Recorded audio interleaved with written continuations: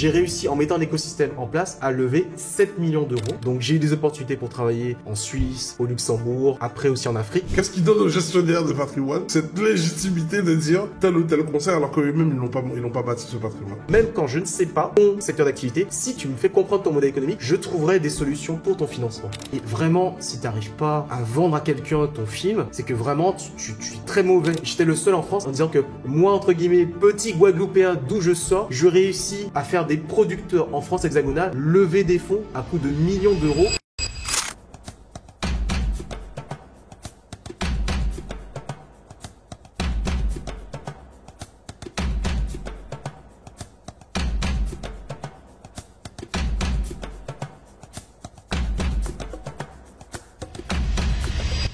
Bienvenue à Outsider, The Podcast, ok?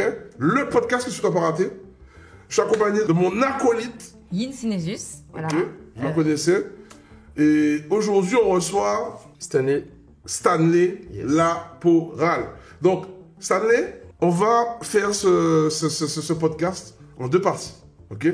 Première partie, on va découvrir qui tu es, quel est ton parcours, quelle est ton expertise, ok? Et on va donner 2-3 tips aussi à la communauté, hein. Et en deuxième partie, on va voir qu'est-ce que tu nous réserves pour 2025, qu'est-ce qu'on a concocté ensemble, parce qu'il y a quelque chose qu'on va présenter. Et on va dérouler ça comme ça. T'es ok? C'est ok pour moi, c'est parfait. Yes, let's go. Donc, alors, Stan, mais déjà, dis-nous d'où tu viens, de quelle origine tu es, est-ce que tu as des frères et sœurs? Voilà, dis-nous un peu, voilà, parle-nous un peu de toi. Ah bah écoute, merci déjà William pour m'avoir invité sur le podcast. Du coup, alors je suis originaire de la Guadeloupe, j'ai vécu en Guadeloupe quasiment jusqu'à mes 17 ans, où j'ai pu justement faire des études notamment de droit et aussi de finance. J'ai 3 sœurs, 2 sœurs en Guadeloupe, une sœur aujourd'hui qui est en Île-de-France. Donc aujourd'hui, l'idée c'est que je suis de la communauté, j'ai toujours été intéressé par le business, hein. Quand j'ai commencé mes études de droit, j'avais pris la partie entrepreneuriale, il y avait une option entrepreneuriale. Et là je me suis dit, ça m'intéresse. Et pourtant, vous savez, hein, la communauté, que souvent les parents ils disent faut être fonctionnaire, faut être avocat, ou des fois certains juges d'ailleurs. Et moi je me suis dit, bon, j'étais un peu contraint forcé, donc j'ai fait ma licence de droit en Guadeloupe, à Fouilleul, pour ceux qui connaissent, avec l'option entrepreneuriale. Et là je me suis dit, j'ai quand même envie de faire un petit peu de business. Donc au début, qu'est-ce que j'ai fait? J'ai fait comme certains, hein, j'ai fait des petits jobs à droite, à gauche pour pouvoir commencer à voir comment ça se passe au niveau du business. Et après, j'ai eu la chance de me dire, j'ai envie de découvrir autre chose. J'ai pas pu aller au Canada, mais du coup, on est allé en France hexagonale, j'ai pu aller sur Bordeaux. Et de Bordeaux, j'ai continué mes études de droit. J'ai commencé à travailler un peu en tant que stagiaire au tribunal pour commencer à voir comment ça fonctionne. Et là, je me suis dit, le droit, c'est intéressant, mais est-ce que j'ai vraiment envie d'être avocat ou greffier ou juge? Et là, j'ai commencé en fait à me dire, bon, allez, je fais en parallèle un peu de gestion de patrimoine, je suis allé voir des réseaux qui font la gestion de patrimoine. J'ai commencé en fait à faire, on va dire, sur le terrain, donc je suis allé au feu pour justement comprendre en fait tout ce qui est dans le monde des affaires, comment ça fonctionne. Et là, je me suis dit, bon, j'ai pas d'argent, c'est compliqué, comment je fais? Donc j'ai commencé à me dire, bon, j'ai déjà une licence de droit, je suis en train de commencer ma maîtrise, je vais sécuriser un peu d'argent. Donc qu'est-ce que j'ai fait? J'ai voulu travailler dans des jobs alimentaires, comme on dit, hein. Tu fais le McDo, tu fais tout ça, donc tu fais des jobs alimentaires. Après ça, je me suis dit, bon, la gestion de patrimoine, c'est intéressant, mais la pratique qui est, certains se reconnaîtront en tant que gestion de patrimoine, acquérir les clients. Parce que quand on a les compétences, mais qu'on n'a pas les clients, c'est compliqué de pouvoir manger. Il faut payer les factures. Et ça, tous les entrepreneurs le savent que quand tu commences justement et que tu dois payer des factures, c'est compliqué. Donc, qu'est-ce que j'ai fait? J'ai voulu avoir un revenu récurrent en faisant un job alimentaire. À côté de ça, j'ai commencé à travailler dans la gestion de patrimoine. Et après ça, je me suis dit, finalement, je suis entrepreneur déjà en faisant de la gestion de patrimoine. Pourquoi pas également continuer, mais à l'international? Donc, j'ai eu des opportunités pour travailler en Suisse, au Luxembourg, après aussi en Afrique. Toujours dans le domaine de la gestion de patrimoine? Toujours dans le domaine de la gestion de patrimoine. Et comment ces opportunités sont arrivées? Le réseau, le network. J'avais discuté en fait, en faisant beaucoup de sessions de networking sur Bordeaux, sur Paris en fait. Déjà à Bordeaux, il y a une très grosse communauté africaine. Donc déjà, ça m'a permis de faire des connexions en Afrique notamment. Et il faut savoir une chose, c'est que beaucoup de nos frères et sœurs africaines travaillent beaucoup sur le Luxembourg, sur la Suisse. Alors, j'en connais moins d'entiers qui travaillent sur ces zones-là. J'ai remarqué une chose, peut-être c'est des choses à améliorer pour nous. Hein. En tout cas, il y a beaucoup d'Africains qui sont exportés dans le domaine financier, des affaires, en Suisse, au Luxembourg notamment, en Andorre et dans certains pays. Et donc du coup, je me suis en fait fait un petit malliage avec cette communauté-là, ce qui m'a permis justement de faire mes premiers voyages. Et j'ai pu travailler notamment avec des experts comptables. Il y a un expert comptable avec qui j'avais travaillé, qui justement m'a dit, écoute, moi aujourd'hui, je vais ouvrir mon cabinet en Afrique. Est-ce que tu serais intéressé? Bon, j'avais pas encore femme et enfant, donc je me suis dit, comme on dit, quand on est entrepreneur, il faut aussi prendre des risques. Là, on parle de ça, on parle de, comme tu n'avais pas encore de femme et enfant, Oui. on parle de ça, c'est à quel âge tu as à ce moment-là? On est dans quelle année? D'accord. Ouais. Alors, on peut situer pour l'audience. Je dirais entre 18 et 21 ans, c'était licence et première année de maîtrise. Okay. Ma réflexion pour dire que il faut quand même que je commence à avoir mes revenus se font que j'ai pratiquement 21-22 ans.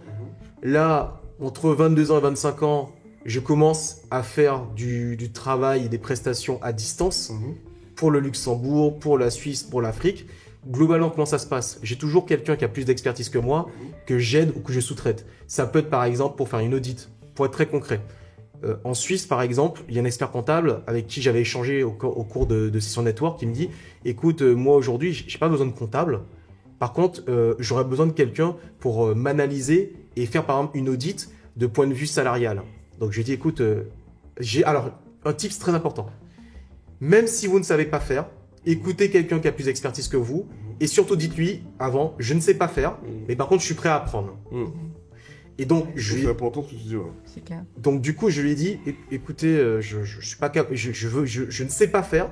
Par contre, je veux apprendre, ça va me donner justement de l'expertise, de l'expérience. Et du coup, il m'a expliqué, il m'a dit voilà, aujourd'hui, quand tu prends une entreprise, voilà les différents points que tu dois analyser au niveau de tout ce qui est salarial en Suisse. Après, il m'a expliqué exactement qu'est-ce que je devais avoir comme vérification, qu'est-ce que je devais contrôler. Les 2-3 premiers dossiers, il l'a fait conjointement avec moi, parce qu'évidemment, je n'étais pas capable de le faire, faut être honnête. Et après ça, en fait, j'ai commencé à le faire tout seul. Il a juste vérifié, parce qu'évidemment, c'est lui qui signe après, donc c'est sa responsabilité. Donc du coup, j'ai pu le faire pour lui. Donc aujourd'hui, si j'ai un conseil aussi à donner, c'est que quand on vous propose des opportunités, il faut savoir les saisir. Voilà. Et donc moi, dans ma vie aujourd'hui, ma vie a été faite vraiment de saisir justement, d'analyser, de saisir des opportunités. Et donc là, voilà, j'avais entre 22 et 25 ans. Ça m'a permis de saisir plusieurs opportunités, que ce soit au Luxembourg, en Suisse et en Afrique. Certaines fois, j'ai eu la chance de pouvoir aller aussi sur place pendant quelques mois. Dubaï aussi, ça m'a permis d'y aller. Donc c'était vraiment ça. J'avais réussi d'avoir un background de gestion de patrimoine. J'ai eu des difficultés pour l'acquisition cliente. Donc du coup, je ne pouvais pas en vivre en fait. Donc je ne peux pas me dire, en fait, c'est bon, je me lance à 100%. Parce qu'à un moment donné, il y a aussi une réalité qui se rattrape. On commence à avoir 22, 23, 24 ans. On a envie de fonder une famille. On a envie de se stabiliser. Et la problématique, c'est que tu ne fais pas suffisamment d'argent. Je veux te stabiliser. Et en même temps, souvent, quand tu vas avoir certains clients, ils te demandent c'est quoi ton expérience, c'est quoi ton expertise. Et tu n'en as pas suffisamment parce que pour en avoir, il faut faire des dossiers, il faut faire des clients. Donc j'étais en fait dans cette situation qui était, je commence à avoir de l'expertise. J'ai une possibilité d'aller, je travaille régulièrement à l'étranger, Suisse, Luxembourg, un peu d'Espagne aussi, un peu de Portugal aussi d'ailleurs, près de Nazaré que tu connais du coup. Et là, je me suis dit concrètement, j'étais à un tournant de ma vie, j'étais je dirais un des premiers tournants. Qu'est-ce que je fais? Je discute avec ma compagne. Je lui demande, du coup, écoute, aujourd'hui, comme tu sais, les revenus, ça rentre bien, 3 000, 5 000, 10 000, les revenus rentrent bien. Par contre, je lui ai expliqué que c'est instable, parce que pour l'instant, je n'ai pas un revenu récurrent pour dire, j'ai un contrat de travail, et là, c'est de la prestation. Ça peut rentrer, comme ça peut ne pas rentrer. Et qu'est-ce qui s'est passé par rapport à ça? C'est là où tu seras à la résilience. Parce qu'à un moment donné, arrivé entre justement 25 et 30 ans, comme on voulait avoir un enfant et que j'étais toujours pas stable, j'avais mis des revenus de côté. Et là, je lui ai dit, écoute, on veut fonder une famille, on a mis suffisamment. Donc, l'important aussi, c'est de faire son budget justement et de voir l'équilibre. Ça, c'est très important. L'équilibre entre vie personnelle et vie professionnelle. J'ai vu que il fallait que je puisse calculer au moins 2 ans de mon train de vie pour me dire que là, s'il y a un gros souci au niveau de mes rentrées de revenus en termes de prestataires, je pourrais quand même faire face par rapport à ma famille. Donc le deal que j'ai fait avec elle, parce que je voyageais énormément, c'était je me mets salarié dans une boîte et en même temps je continue à faire mes activités, je me déplace plus du tout. D'accord ? Et du coup, ça m'a permis de pouvoir fonder ma famille. Donc j'ai eu mon premier enfant en 2019. D'accord ? Et là, du coup, c'était mon premier tournant. J'ai pu justement connaître, ça tu sais, hein, être père, ça te change beaucoup d'horizons. Et là, je me suis dit, voilà, je suis stable. Et la difficulté, c'est de se dire que quand on commence à rentrer dans une zone de confort, où tu as le salariat, mais en même temps, tu as un bon complément de revenus en étant prestataire, je me suis posé la question de, est-ce que j'arrête d'être prestataire ? Est-ce que j'évolue ? C'est quoi, en fait, comme tu dirais, le move à faire ? Et là, qu'est-ce que je me suis dit ? Je discute avec ma femme, parce que du coup, c'est le point stressant, et je lui explique que là, vraiment, en tant que salarié, je peux plus en fait. Et comme tu dis souvent, des fois on rencontre des personnes qui n'en peuvent plus en tant que salarié. Donc moi j'ai dit à mon employeur, écoutez, aujourd'hui je veux plus travailler avec vous. Pas comme ça, brutalement, mais j'aurais expliqué que voilà, je veux arrêter de travailler avec eux. Ils voulaient pas. Je voulais pas, j'étais bon, ils voulaient pas. Et donc du coup, qu'est-ce qui s'est passé ? J'ai expliqué à ma femme que j'allais partir. Et le deal, c'est que comme j'allais toucher le chômage, ça permettait d'avoir une stabilité. Et c'est un peu ce que tu disais aussi souvent quand tu parles, c'est qu'il faut aussi préparer, anticiper. Donc qu'est-ce que j'ai fait ? Qu'est-ce que Tu n'as pas une famille. Ah oui, bah là j'avais une femme et un premier enfant. Là, Il faut un parachute. Il faut un parachute. Donc qu'est-ce que j'ai fait ? J'ai préparé justement mon départ. J'ai verrouillé les allocations. À l'époque, c'était les ACDIC. Maintenant, c'est les ARE, aide à retour à l'emploi. Et qu'est-ce que j'ai fait par rapport à ça ? Je me suis dit, je me relance parce que il faut savoir une chose, c'est que quand on est entrepreneur, il faut de la résilience. Il y a des hauts, il y a des bas et il y a surtout des rencontres. Et par rapport à tout ça, qu'est-ce qui s'est passé ? En 2020, j'ai mes ACDIC, je suis tranquille, je suis pépère. Les prestations, ça vient ou ça vient pas, c'est pas grave. Tout est tranquille. Et là, je me dis, qu'est-ce que je peux faire finalement ? Parce que j'ai fait de la gestion de patrimoine. J'ai vu que j'ai des problèmes pour acquérir des clients parce que c'est pas inné chez moi. D'ailleurs, en parlant de gestion de patrimoine, si je peux nous parler rapidement de ça, juste une petite parenthèse. De quoi tu as besoin pour devenir gestionnaire de patrimoine ? Quel diplôme tu as besoin pour exercer dans ce métier-là ? C'est quoi les avantages, inconvénients de ce métier-là ? Pour que, comme ça va donner aux personnes qui nous suivent, qui ne savent pas du tout ce que c'est, pour leur donner un petit point d'information sur le sujet. Vas-y. D'accord. Alors, un gestionnaire de patrimoine, c'est vraiment une personne qui est là pour te conseiller au mieux sur différentes thématiques. Alors, les thématiques classiques, c'est quoi ? C'est préparer sa retraite. Donc, dans la préparation de sa retraite, c'est faire tout un plan d'action pour toi pour savoir que quand tu vas stopper ton activité, tu pourras maintenir un certain niveau de vie. Généralement, comment on fait ? En fait, on fait une étude dessus. On a des logiciels qui expliquent tout par rapport à ça. On fait ton étude et on te permet de savoir, en fait, en faisant des projections, combien au moment T, tu auras la retraite. En fonction de ça, je veux dire par exemple toi, William, disons que tu as travaillé pendant 30 ans, tu avais 3 000 € par mois, on te dit que par exemple à la fin, au niveau de ta retraite, tu auras par exemple 1 500 € ou 2 000 €. On va voir ensemble, est-ce que par rapport à ton train de vie, ça te convient, ça te convient pas. Si tu me dis, écoute, 1 500 € à la retraite, c'est mort, mon train de vie va rester à 2 000 ou 3 000 €, donc tu vois déjà qu'en anticipant, tu es déjà endetté. À ce moment-là, en fonction de ton profil financier, on voit qu'est-ce qu'on va mettre en place. Et justement, les gestionnaires patrimoine sont des très bons conseillers pour te dire qu'est-ce que tu vas faire pour justement préparer ta retraite. Donc ça, c'est un premier pilier. Je vais te poser une question profonde, parce que je vais te donner un petit peu de tact. Moi, j'ai du mal avec les gestionnaires de patrimoine, parce que ils gèrent du patrimoine que eux-mêmes n'ont jamais encore atteint. Tu vois ? Ça, c'est ce que je remarque. Ne me tirez pas les gestionnaires de patrimoine, mais c'est ce que c'est la question que je me pose. Et là, je me dis, c'est quoi qui vous donne la légitimité ? Enfin, pas toi, mais qu'est-ce qui donne aux gestionnaires de patrimoine cette légitimité de dire tel ou tel conseil alors qu'eux-mêmes, ils n'ont pas bâti ce patrimoine ? Ah bah, justement, alors je vais être très corporate, je vais être très corporate, sachant que bon, les gestionnaires de patrimoine qui me connaissent, je vais pas dire tout ce qu'on fait, parce que bon, il y a des choses quand même, c'est un peu confidentiel, mais pour résumer quand même les choses, et je te ferai un tips en direct que peut-être que les gestionnaires de patrimoine n'apprécieront pas de dire, mais c'est la vérité, et ça, on va dire le contraire. Déjà, je te donnerai le principe du coordonné mal chaussé. Et je vais te donner un exemple pour revenir sur toi et pour te tirer dessus. Les agents immobiliers, on est d'accord que ce sont les spécialistes de l'immobilier. Et pour autant, ils ont pas, et j'en connais beaucoup, j'en ai conseillé, ils ont pas un patrimoine immobilier de fou.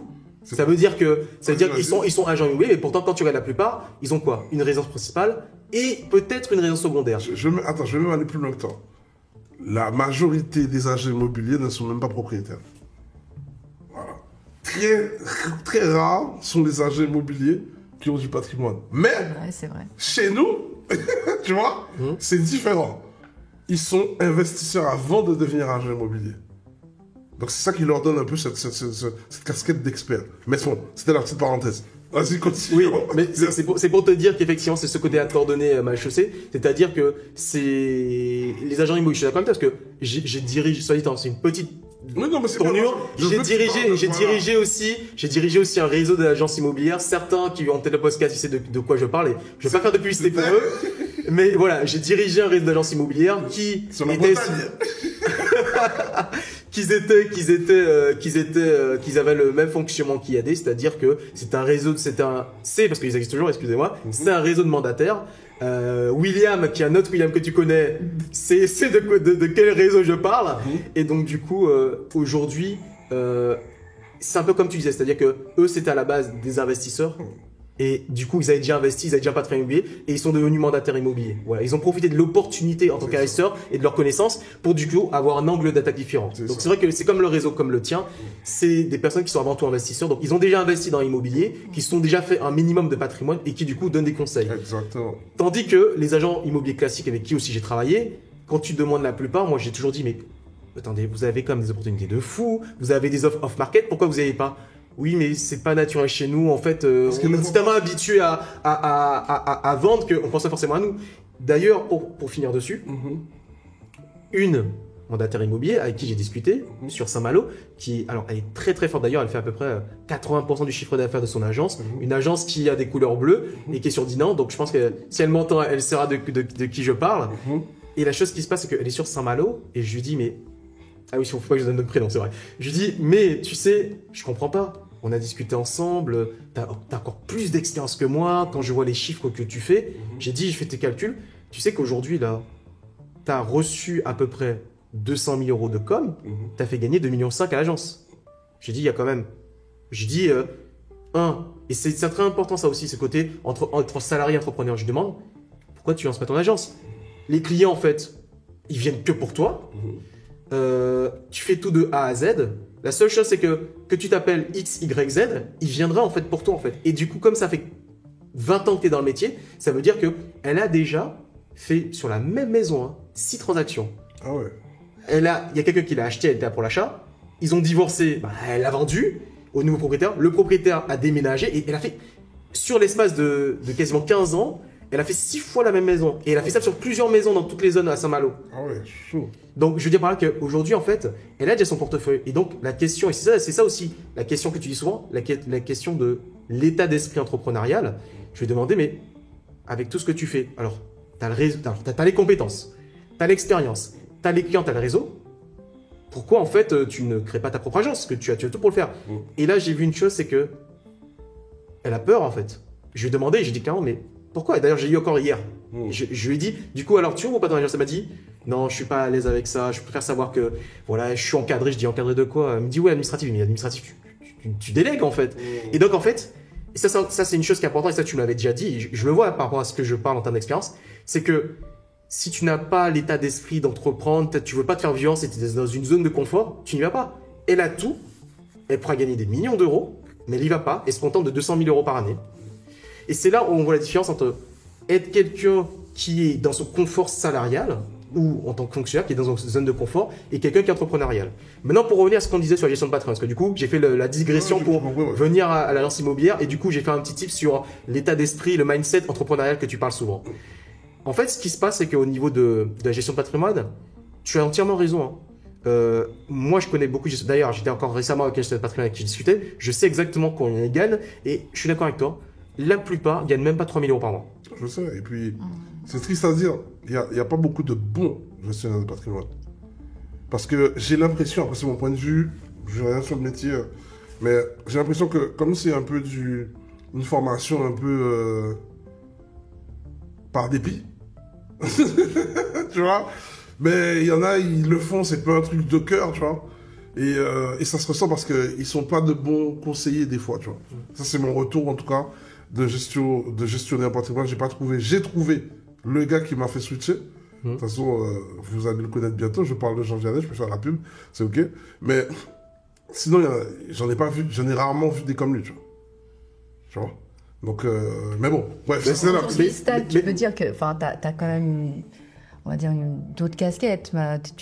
T'as commencé par la gestion de patrimoine. Oui, Et aujourd'hui, tu es business développeur, voilà, business développeur. tout à fait. Donc, ce qui regroupe quand même tout de même des expériences, des compétences, on va dire, complémentaires ou La gestion de additionnelles à la patrimoine et gestion tout de ça. patrimoine. Je vais juste finir sur la gestion de patrimoine pour répondre rapidement à ces questions. Ouais. Déjà, il y a deux types de gestion de patrimoine. Il y a deux familles de gestion de patrimoine. Tu as la gestion de patrimoine classique, qui sont dans des banques ou dans des fonds d'investissement, qui sont dans des organismes, d'accord? Et les gestions de patrimoine indépendants. Ok. Les gestions de patrimoine classiques, en fait, il faut savoir que, comme ils sont dans les banques, tout ce qu'ils vous conseillent, ce sont des produits de la banque. Ce qui veut dire que, malheureusement pour eux, ils sont limités. Il y a des très bons produits. Je dis pas qu'il y a des mauvais produits. Je dis juste que c'est comme demain, toi et moi, on réfléchit sur un fast-food, on va se dire, il y a McDo, il y a KFC, il y a Burger King, et il y a tant d'autres, d'accord? Par contre, si toi et moi, on travaille pour McDo, ben, on donne que du produit McDo. Donc, on ne peut pas donner des produits des concurrents. Et c'est là où, en fait, ce sont les limites, d'accord? Quand tu es gestionnaire de patrimoine indépendant, tu peux tout proposer. Et donc, ce qui veut dire que, comme Jean Vianney qui est gestionnaire de patrimoine indépendant, ça veut dire que tu peux sélectionner les meilleurs produits, les produits les plus, comme tu dirais, donc les plus qualitatifs pour ton client. Donc, c'est vrai que, déjà, c'est le même métier, mais pas les mêmes produits déjà. D'accord? Donc, c'est pour ça que souvent, quand j'entends parler des gestionnaires de patrimoine dans les banques, bah oui, on fait le même métier, mais eux, en fait, ils ont leur portefeuille de clients qui sont dans la banque. Déjà, ils n'ont pas à prospecter parce qu'ils ont déjà leur fichier client. Eux, ils font que de proposer aux personnes, généralement, qui ont le plus d'argent, d'accord, et qui ont le plus de revenus.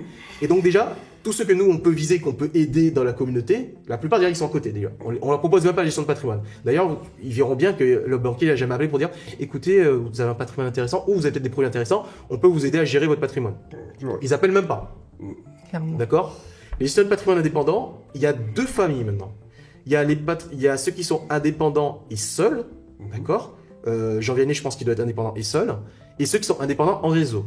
Je ne ferai pas de pub pour les réseaux parce que j'ai travaillé avec certains, ils me connaissent bien, notamment les dirigeants, et en plus j'ai des clauses. Donc ça, c'est encore autre chose.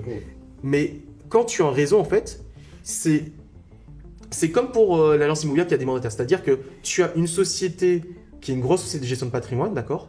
Et tu as comme des mandataires, en fait. Et donc, du coup, ce sont des gestionnaires de patrimoine qui sont indépendants, mais qui sont sous label. D'accord? Et eux, du coup, la différence avec eux, c'est que ils ont la force de négociation parce qu'ils sont quand même en groupe. Voilà. Donc, voici la grosse différence entre ces deux types d'indépendants. D'accord. Moi, j'ai pu travailler en tant qu'indépendant, en tant qu'indépendant avec réseau. J'ai jamais travaillé en gestion de patrimoine de banque. D'accord. D'accord. Et par contre, j'ai des amis qui sont gestionnaires de patrimoine de banque, j'en ai certains avec qui je discute, et je vois bien ce qu'ils proposent. Eux, c'est le chiffre avant tout, mais le chiffre de leur propre portefeuille. Voilà. Donc, la gestion de patrimoine, maintenant, pour répondre à la question, comment on fait pour, parce que je te donne des gestion de patrimoine classique, indépendant, comment on fait pour devenir gestionnaire de patrimoine? En fait, tu dois passer des habilitations auprès de l'IOBSP, c'est intermédiaire bancaire, d'accord? Et du coup, tu as un nombre d'heures à faire et que tu dois valider. Donc, c'est-à-dire qu'aujourd'hui, tout le monde peut le faire, d'accord? Depuis que tu suis ce cursus-là. Tu as des passerelles, c'est-à-dire qu'en fonction de ton niveau de diplôme, tu peux aussi ne pas avoir à faire certaines habilitations. C'est un peu la même chose aussi pour les agents immobiliers. Les agents immobiliers, si par exemple tu as déjà ta licence, tu peux avoir directement une passerelle et tu as tout de suite la carte T, la carte S, la carte G. Donc aujourd'hui, c'est pour ça, comme tu dis, qu'il y a certaines personnes, il faut être honnête, ils ont fait des études, comme tu dis, ils sont un peu dépités et ils se disent, bon ben, qu'est-ce que je peux faire avec mon... Justement, qu'est-ce que je peux faire avec mon CV? Ben, je peux être agent immobilier, je peux être gestionnaire de patrimoine. Et comme tu dis, ça fait que ben, tu as des bons et des mauvais. Parce que certains, ils sont là parce que c'est une question d'opportunité et qu'ils n'aient pas trop le choix. Donc voilà aujourd'hui comment on peut devenir gestionnaire de patrimoine. Ok, très bien. Ben, je te remercie pour ce tips. C'est cool. Donc du coup, toi, tu es passé par ce métier de gestionnaire de patrimoine. Ensuite, tu es devenu développeur, business développeur. Je sais que nous, quand on s'est connus, tu aidais des entreprises à lever des fonds, un peu à l'international, dans le cinéma et tout ça. Ah oui, tout à fait. D'ailleurs, c'est là où tu m'as donné des sacrés conseils sur un fameux Francky. On s'est des noms. Un fameux Francky. Il n'y a pas le nom de famille. Ça va. Que je déconseille à tout entrepreneur de croiser. Peut-être on parlera de lui dans un autre épisode. Mais bon, pour le coup, tu as été de très bons conseils à ce niveau-là. Mais justement, parle-moi de c'est quoi, à quel moment tu es rentré dans ce monde d'aider les entreprises à lever des fonds, tout ça? Et d'ailleurs, dis-nous, mais qu'est-ce que tu as pu concrétiser dans ce monde-là? Parce que moi, c'est un monde que je ne connaissais pas. Et c'est là que je t'ai connu, en fait. D'accord. Alors, moi, en fait, ce qui s'est passé, c'est que en étant dans la gestion de patrimoine, en étant dans l'immobilier, j'ai vu qu'il y a toujours la même problématique. C'est les entreprises, qu'elles soient au début ou dans leur phase de croissance, qui ont besoin de financement. Donc, je me suis dit, il y a un business à prendre. Il y a un business à prendre. Et donc, j'ai essayé des modèles, en fait. J'ai essayé des modèles. Quand j'ai essayé des modèles, c'est-à-dire, OK, il y a un business à prendre, mais il faut que je gagne ma vie avec. Je veux bien aider un entrepreneur, il faut que je gagne ma vie. Au début, j'ai voulu faire ça sur le côté gratuit pour me faire un peu d'expertise, d'accord? Parce que du coup, quand c'est gratuit, alors je dis bien, il faut bien préciser. Quand je dis que c'est gratuit, c'est-à-dire que quand je faisais signer des contrats, d'accord? C'est-à-dire que j'encaissais pas tout de suite, j'encaissais au résultat. C'est-à-dire si tu encaissais tes fonds, j'étais payé. Si tu n'encaisses pas tes fonds, j'étais pas payé, d'accord? Donc ça m'a permis de faire certains dossiers où par exemple certaines personnes, il y en avait un, il voulait développer une plateforme tech, il voulait aller faire un montage sur la BPI, il cherchait en fait, je l'ai aidé par exemple à structurer son dossier, à faire un pitch deck, à regarder pour faire justement son business plan avec l'expert comptable, parce que plus il y a des experts comptables et plus justement c'est valorisé aussi. Et en fait, quand je l'ai aidé à faire ça, et qu'il a été justement accompagné par de la love money, donc ses proches, la love money, c'est les proches qui donnent de l'argent, la BPI a pu valider le dossier. Parce que la BPI, en fait... BPI, c'est pas BPI, parce que tu dis des termes, il faut que je t'aide. Oui. Je sais ce que c'est, mais il faut aider l'audience à comprendre. Oui, alors la BPI, c'est la Banque publique d'investissement. Donc, c'est un organisme justement d'État qui permet d'aider les entrepreneurs pour des financements. En gros, c'est un organisme qui peut te donner de l'argent, mais avec certaines conditions. Voilà. Prêt ou subvention. Voilà, prêts, subventions notamment. Il y en a beaucoup qui vont sur des prêts. Les subventions, c'est un peu plus compliqué à obtenir parce que effectivement, ça a beaucoup plus de conditions. Mais en général, c'est plutôt des prêts et dans... C'est quoi la différence entre prêt et subvention? Il faut tout détailler. D'accord. Juste pour au moins les grandes lignes qui comprennent. Parce qu'il y a une différence qui est de taille entre un prêt et une subvention. D'accord.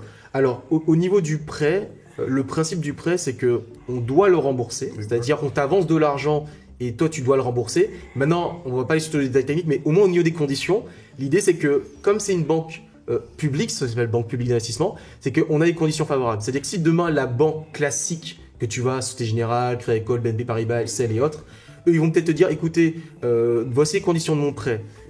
C'est 3% ou c'est 4% par année, et en plus, on te demande d'être caution. C'est-à-dire que si tu rembourses pas, si la société ne rembourse pas, c'est toi personnellement qui va rembourser.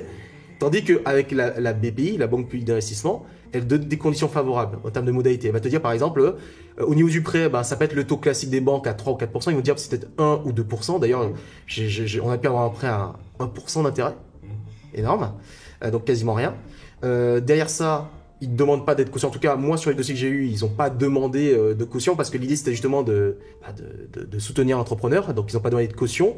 Par contre, une des conditions qu'ils demandent, c'est que c'est 1 pour 1. C'est-à-dire que si tu as besoin, par exemple, de 1000 euros, 10 000 euros, ils te demandent de mettre au moins l'équivalent, la moitié. Et du coup, en fait, tu doubles. C'est-à-dire que si tu veux avoir 2000, tu mets 1000, ils mettent 1000, par exemple. Donc, l'idée, c'est qu'ils sont là pour t'aider. Par contre, une subvention, en tout cas dans les subventions que moi j'ai vues et classiques, Yin pourra le dire peut-être mieux que moi en tant que dans la comptabilité, normalement tu ne rembourses pas, on est bien d'accord. Ils sont là pour t'aider, et là tu n'as pas de remboursement. Alors, d'ailleurs, je fais une petite aparté, pas trop politique, mais c'est économique. Aujourd'hui, en fait, que on soit une petite, une moyenne ou une très grande entreprise, d'ailleurs il y a des auditions au Sénat qui sont passées récemment, on demande quand même des comptes. Alors, c'est pas méchant. La subvention, c'est la condition, c'est vraiment d'avoir... de rendre des comptes et d'être très clair sur la façon dont on dépense l'argent. Exactement. Là, pour le coup, tu n'as pas autant de liberté. Exactement, c'est sur ce point-là que je veux venir. Et là, aujourd'hui, on est en train d'auditer certaines grandes entreprises, parce que eux, ils ne sont pas comme nous, on va recevoir peut-être 1000 ou 100 000, mais eux, ils reçoivent des millions et des millions et des millions. Dans les secteurs pharmaceutiques, dans les secteurs du nucléaire, dans les secteurs des énergies, il y a eu des auditions très récemment. J'invite certains d'aller voir...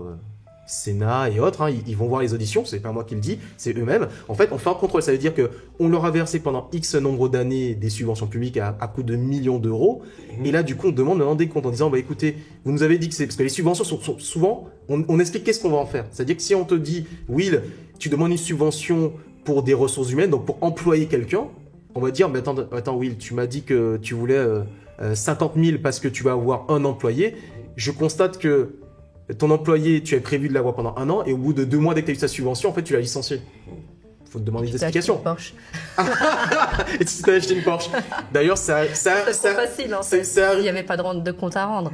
Tout le monde ferait n'importe quoi, finalement. Exactement. Bon, après, en fonction de la taille de votre entreprise, on va dire qu'il y a des entreprises qui sont un peu privilégiées, c'est-à-dire que on constate que l'argent n'a pas été utilisé comme c'était prévu. Parce qu'en fait, quand on monte le dossier, tu montes le dossier, tu dis aujourd'hui, voilà, voici mon business. Par exemple, mon business, c'est comme toi, par exemple, de faire de l'immobilier. J'ai besoin d'employer des salariés pour mon agence immobilière. Voilà. Donc, c'est ce que tu as prévu de faire. D'accord? Et tu demandes 100 000 euros. D'accord? Et on constate que, en fait, tu n'as employé personne. T'as pris uniquement des agents co, t'as employé personne. T'as pris que des agents commerciaux, donc des personnes qui n'ont pas de contrat de travail, et on t'a donné des subventions publiques pour ça. Ah bah, l'État va te taper sur les doigts. Alors, pour bien comprendre une chose, hein, en principe, je dis bien, le principe de la France, c'est si tu ne respectes pas, tu es censé rembourser. Ça, c'est le principe. Hein. Ouais. Dans la réalité, ça se fait pas vraiment comme ça. C'est pas renouvelé. Voilà, c'est ce qu'ils font. C'est-à-dire que. De subvention l'année suivante, quoi. Exactement. Normalement, tu es censé rembourser parce que l'argent a été fait pour une utilisation, tu l'as pas utilisé comme ça, tu es censé rembourser. D'accord? Mais qu'est-ce qu'ils font pour, on va dire, éviter la paix sociale? Ils font que si tu demandes une autre subvention ou si tu demandes un renouvellement, ben, tu l'auras pas. Donc, c'est ça la grosse différence. Ça veut dire que oui, tu auras l'argent, mais c'est pour une utilisation et tu seras fliqué. Donc, si tu veux pas te fliquer, il faut pas donner une subvention. Ok, je vois. Ok, top. Très bien, mais merci pour ça parce que je savais pas. Ok. Et donc, finalement, c'est pas très différent que de faire entrer un investisseur dans sa société, investisseur qui met une grosse enveloppe et qui va avoir des comptes de l'entrepreneur. Tout à fait. C'est comme si en fait tu fais rentrer l'État dans ta société. Et là, tu lui laisses le droit de regarder tout ce que tu fais. Ah, c'est exactement ça. C'est un peu ça. Ok. Donc ça effectivement, c'est une chose. Pour revenir à ce que tu demandais, donc l'exemple que j'expliquais, donc voilà, c'est un accompagnement par exemple pour la BPI. Donc j'ai fait plusieurs accompagnements comme ça. Et après, tu te rappelles quand je t'expliquais tout à l'heure en te disant, il y a des choses des fois que je ne sais pas faire, je le dis, mais j'y vais quand même. Et l'idée c'est que moi, j'avais réussi à faire plusieurs dossiers BPI. J'ai réussi à accompagner d'autres chefs d'entreprise sur justement des fois qui étaient en start-up, qui avaient besoin de lever des fonds en pré-seed. Alors, il y a différents stades quand on est une start-up. L'idée, le projet, quand la société est créée, donc c'est seed, pré-seed. Et en fonction de chaque stade de ton état d'avancement du projet, tu as en fait des investisseurs qui peuvent répondre, tu vois. C'est-à-dire quand tu es en début de projet, il y en a certains qui sont prêts à prendre le risque, parce qu'il y en a beaucoup, parce que quand tu es en début de projet, tu peux juste être au stade de l'idée, c'est-à-dire que tu pitches ton idée, t'as pas de société, t'as rien, hein. T'as même pas de MVP. Le MVP, justement, c'est le produit que tu vas proposer, d'accord? Tu n'as rien. Et là, les gens disent, ok, vas-y, ton idée me plaît, je te mets l'argent sur la table. Voilà. Donc, à chaque stade d'évolution, parce que évidemment, tu as l'idée, mais après, quand tu as le produit, là, tu as quelque chose que tu as proposé, d'accord? Et là, les personnes ont déjà plus de courage, ils disent que, bon, déjà, il a fait le produit. Parce que là, quand tu es au stade où tu n'as même pas encore fait le produit, si la personne ne sort jamais le produit, ce qui a été le cas de certaines sociétés tech, hein, qui n'ont jamais sorti les produits. C'est-à-dire qu'il y a des investisseurs qui ont mis, je me rappelle, d'ailleurs, c'est un peu un scandale, qui ont mis plus de 10 millions d'euros, ils n'ont pas sorti le produit. C'est-à-dire que ils ont développé, ils ont cherché, ils ont réfléchi dans tous les sens et ils n'ont pas réussi à sortir le produit qu'ils avaient pitché en fait. Donc ce qui veut dire aussi un conseil pour l'investisseur, en fonction de l'état d'avancement d'une société, si elle n'est pas encore créée, qu'il n'y a même pas encore le MVP, il n'y a même pas encore le produit qui est proposé, il y a énormément de risques. D'ailleurs, c'est pour ça que les fonds d'investissement, quand ils se placent là, ils savent que c'est qui tout double, c'est soit ça passe, soit ça casse. Et par contre, une chose est sûre, c'est que certains qui ont investi au tout début, ils ont fait x100. Ah bah c'est le risque. Voilà. Donc du coup, donc tu parlais tout à l'heure de cinéma. Donc j'ai continué justement à accompagner l'entreprise, à être payé, ça commençait à aller très bien, tout ça. Il y a eu le Covid, très compliqué, 2019. Voilà. Donc du coup, ça a un peu arrêté certaines activités. J'ai réfléchi en me disant, maintenant, j'ai cette expertise-là, j'ai mon enfant qui venait de naître, j'ai encore de l'argent, qu'est-ce que je fais? Et là, ce qui s'est passé, c'est que je me suis dit que je vais faire beaucoup de network, c'est-à-dire que je vais faire beaucoup de réunions, de rendez-vous pour rencontrer des personnes et avoir plus d'opportunités. Et c'est là, en fait, que maintenant, c'est un de mes associés, j'ai rencontré en fait un producteur dans le domaine du cinéma. Il m'a parlé de son projet, je trouve ça très intéressant, j'ai dit, écoute, moi je ne me connais pas en cinéma. Par contre, je trouve ton projet intéressant. Et m'a dit, écoute, je souhaite que tu investisses avec moi. J'ai dit, écoute, j'ai pas beaucoup d'argent. Et en plus, l'argent que j'ai, comme je disais, je venais d'avoir mon enfant, c'était vraiment... Et en plus, j'avais pas d'emploi. J'avais dit que c'était pour sécuriser pour mon enfant. Et comme je suis quelqu'un de risque, j'ai dit, écoute, je te donne une somme minimum. Par contre, je t'aiderai à lever des fonds. Il a réfléchi, il m'a dit OK. Et en fait, de là, quand j'ai pris, je crois que c'était 2020, le problème qui se passe, c'est qu'avec le Covid, il ne pouvait pas tourner. Enfin bref, c'était le bordel, quoi. Comme tu disais, c'était le bordel au niveau du cinéma. Donc du coup, c'est resté à stagner pendant 2-3 ans au niveau du cinéma. Et en 2023, parce que là, on est en 2025, 2023, c'était le point où j'avais fait beaucoup d'associations. Et là, je me suis dit, il faut que j'avance. Tu vois, il y a un moment donné, comme tu dis, il faut réfléchir. Et ce qui est important chez un entrepreneur, c'est qu'à un moment donné, il faut faire le bilan et voir, ok, tu as fait telle et telle action, comment on fait pour fructifier, tu vois, comme tu me dis souvent tout à l'heure, bon, je vous dis un peu en off, on discutait justement avec Will comment on peut faire évoluer des choses dans un business. Et là, justement, dans ma tête, je me suis dit, j'ai lancé des actions. Qu'est-ce que je fais? Est-ce que je lui dis, écoute, la boîte, elle est morte, on fait rien avec. 2023, je tape du poing sur la table avec tous mes business. Ça, j'arrête, parce que entre temps, j'avais ouvert une société en Pologne, en Suisse. Je dis ça, j'arrête, ça, je continue, ça, j'arrête, ça, je continue. Et là, en fait, je lui ai dit, écoute, ça va faire d'il y a plusieurs années, il se passe rien. Il se passe rien. Qu'est-ce qu'on fait? Et là, il me dit, j'ai une idée révolutionnaire, je vais te faire rencontrer un autre producteur. Et là, on va mettre en place on a une vision, mais on ne sait pas comment la mettre en place. Et moi, comme tu as vu, un de mes points forts, c'est créer des écosystèmes financiers, réfléchir avec tout ce que moi je sais et comment mettre des choses en place. Il m'explique en fait qu'aujourd'hui, comme toute boîte, il recherche des fonds, le cinéma, d'accord? Et il y a une méthode classique. La méthode classique, et ceux qui sont dans la production cinéma, ils vont comprendre de quoi je parle, mais je vais expliquer simplement pour tout le monde.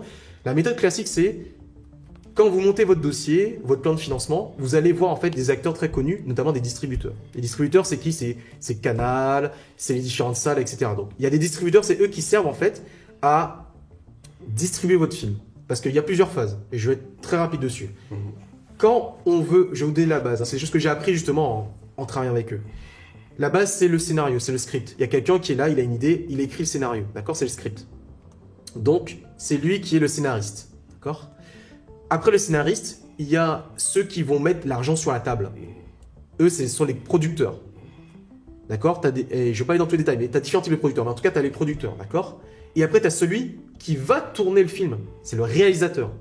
D'accord? Et donc, toutes ces personnes-là dépendent dès que tu as le scénario, en fait, que tu as produit, ils dépendent de l'argent. Tu vois, c'est le nerf de la guerre. Et aujourd'hui, en fait, les scénaristes, ils se battent pour trouver des producteurs qui puissent faire que leur film prenne vie. Sauf que les producteurs, eux, ils n'ont pas tous les fonds illimités, tu comprends? Donc aujourd'hui, il faut savoir que la plupart des films, c'est au moins 1 million ou plus, tu vois. On parle en millions d'euros pour le cinéma, d'accord? Et donc, ce qui se passe, c'est que quand ils m'ont expliqué tout ça, je leur ai dit, d'accord, mais j'ai jamais levé des fonds pour du film, je ne sais pas faire. Mais par contre, si vous m'expliquez votre modèle économique de l'industrie du cinéma, je pourrais vous accompagner. Et ça fait partie de mes forces, c'est-à-dire que même quand je ne sais pas ton secteur d'activité, si tu m'expliques, tu me fais comprendre ton modèle économique, je trouverai des solutions pour ton financement. Et là, qu'est-ce qui s'est passé? Ils m'ont expliqué, j'ai travaillé avec eux pendant des mois, et aujourd'hui, le résultat est que j'ai réussi, en mettant un écosystème en place, à lever 7 millions d'euros, d'accord, pour le cinéma. Bravo. Merci. Ça a pris du temps, et je vais vous dire une chose, au niveau de la communauté, j'en ai pas rencontré d'autres, voilà. Je suis le seul de la communauté où, quand on parlait réellement d'argent et de financement, en tout cas en France, et quand je suis entendu un peu à l'international, les Américains le font aussi, j'étais le seul en France en disant que moi, entre guillemets, petit Guadeloupéen d'où je sors, je réussis à faire des producteurs en France hexagonale lever des fonds à coût de millions d'euros. Et je précise bien une chose, la méthode classique, c'est que vous allez voir des distributeurs, c'est eux qui mettent l'argent, c'est-à-dire les canals, c'est eux qui mettent les millions d'euros. Moi, qu'est-ce que j'ai fait? J'ai mis en place un système où, à travers les investisseurs, et avec un mécanisme plutôt complexe à mettre en place, à faire que tu peux... Alors, j'explique une chose, pour que vous compreniez bien en termes de business, et c'est très important ça. Ça, ce que je vous explique, on parle de millions d'euros. Quand vous avez la méthode classique, au tout départ, en fait, les distributeurs et les différents acteurs vous disent « Ok, moi, je vais te donner 1 million d'euros. Par contre, au niveau des revenus que va générer le film, je vais prendre 20, 30 ou 40% des revenus. » Donc, ça veut dire que, ok, ils vous financent, mais derrière, vous savez dire que au moins un tiers, ils vont prendre les revenus. D'accord? Donc, ce qui veut dire que si vous décidez de faire sans eux, à la fin, ben, ce tiers-là, vous allez prendre la moitié. Ça veut dire qu'au lieu de leur donner 30%, ils vont prendre que 5 ou 10.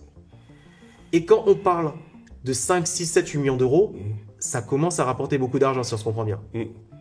Et le deal qui est, c'est qu'au lieu de donner ces millions d'euros-là aux distributeurs, on va donner, aux distributeurs, à la façon de lui donner 4 ou 5 millions d'euros. En fait, on va faire une chose, c'est que les 5 millions d'euros, qu'est-ce qu'on va faire? On va en prendre 3 pour nous et on va en donner 2 aux investisseurs. Ça veut dire qu'évidemment, il y a du risque, mais du risque que moi, j'ai réussi à maîtriser, en fait.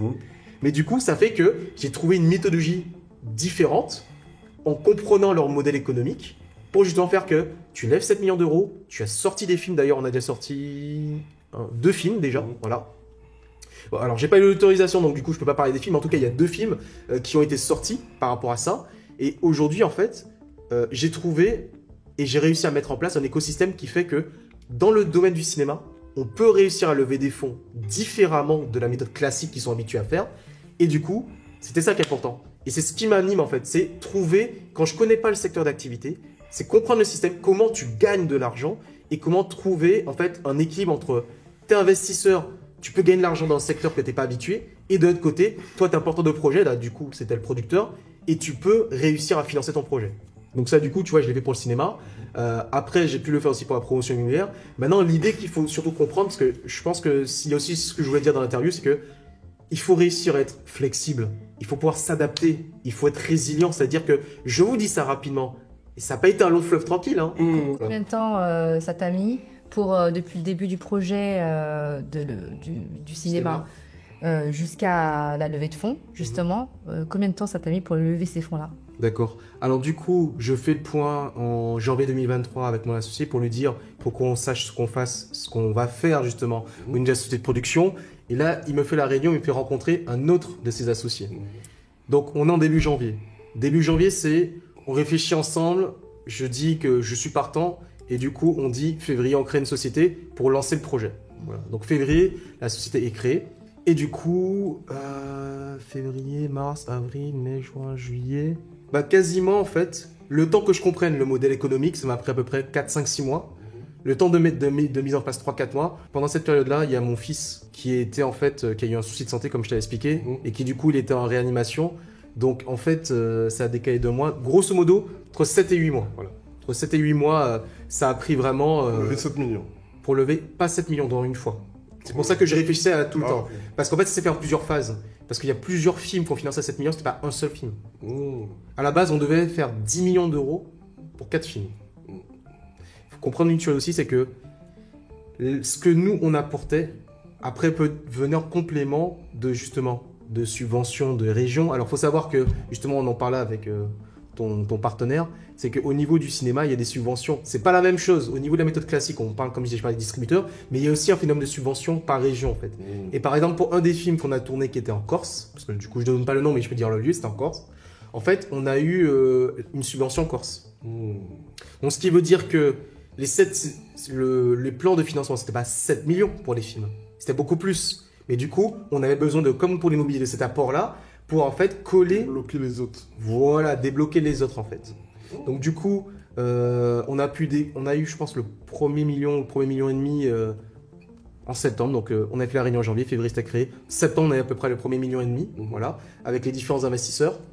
Le premier film a pu être shooté, parce que du coup, je t'avais expliqué que vers octobre-novembre, j'étais en Corse. Donc quand on l'a fait, on n'avait pas tous les fonds. Donc vous voyez aussi la prise de risque, hein. On est passé en production, on n'avait pas tous les fonds pour le film, mais on avait une certitude, c'est que moi, la force qu'il y avait justement le porteur de projet, c'est qu'il savait négocier. Il a négocié avec tout le monde. Les acteurs, les équipes, en disant écoutez, moi je fais confiance à Stan et ses équipes, parce que je n'ai pas tout seul, il faut se dire une chose, hein, on ne travaille jamais tout seul. On a des équipes, on a des supports. Et du coup, ils étaient sûrs qu'on allait avoir les fonds.